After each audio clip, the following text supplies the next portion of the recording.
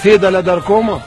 او ما ته څه چل وښیه دا واله جیب کې وای خو چا ته ونه ښیه ګوره پتې ده چلونه که چلونه ډېر څنګه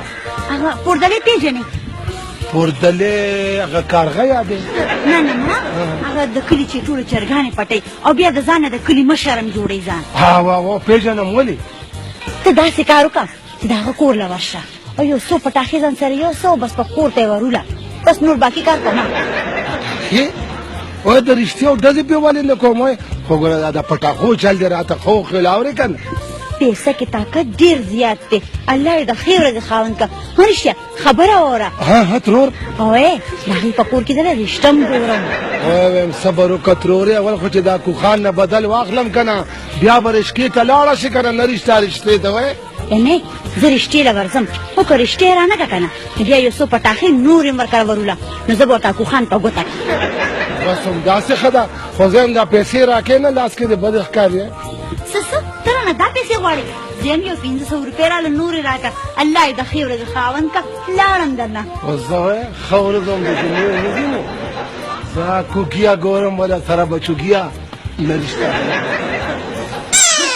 چې د ګلکن له واده وکړو که نه نو په خپله به یې وایم سم دم سره یم سم دم خو چې تا سره مې واده وکړو نو په غضب باندې واوړېدم و د خدای نیکبختي لا ماشوم دی لا عمر یې څه دی چې ته ونه واده کې زه به ورله په خپله رشته ویم نو ناسته د چی چې دپاره وځه پاسه وځه په دې کلي کې ونه وګوره ځه وای بیا ستاسو دواړو پسې جنګ دی و دا خو ګورکه پسه جینۍ راله وجینې چېرته وي چې نه ښکارېږي اوس یې خوند وکړه د خیره زره پلار نه خو مې د خیره زره بربنډسټی چرګوټی جوړ شو نو ته کې اوس کرنټ راغلو چې شی کوې دادا ونو تا ته پته نشته دی چې دا څوک راله دا لیلا ده او مجنون یې راله دا څه وایې موږ دواړو خپلو کې فیصله کړې ده بس دا فیصله به یې کړي د خیره سره که نه دا فیصله به یې کړي چې د دواړو جنازه به د خیره په یو ځای ووځي وای ابوخانه جنازه دې الله زموږ د دشمنانو وویستې کړي زموږ به ولې جنازه وځي موږ دواړو خو د واده فیصله کړې ده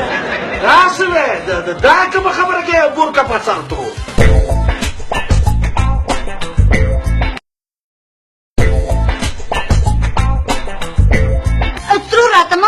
لږې ورځې پس کله مېرنۍ مور یم او د زیبو به خوښ یم لاره دا زه ساورمه زما خو غوږونه بندېږي دا څه شی کوئ ونو غوږونه به دې بندېږي نه تاسو دواړو وروڼو خو ما له واده ونه کړو خو ما ځان له په خپله رشته وکته اوې د نکاح نه بعد به ټول جایداد دې جینۍ پسې لیکم او پلاره د کرکټ بال باندې په تندي ولګي دا ته څه شی کوې دا عمر ستا د واده د کولو دی دا عمر خو زما د واده دی که تو او زیبو زما خدمت کوې که نه نو د جایداد په لالچ کې کوې خو جایداد هم رانه ونه ریزو او وځه باسه به ته ویم پلاره وځه و ته به ما څه شایې ما زه په خپله ستا کور پرېږدم جینۍ راځه چې یوه جوړه کړو جونګړه په ځنګل کې راځه ویم جوړه کوي په ځنګل کې جونګړه که مولام په ازمرو په ګیدړانو وخوړلی شي تا ته به د دوی د واده فکر دی راشه مشر ځان وشرمولو دی خو مونږ په شرمونو وشرموي نه د ګلکن پلاره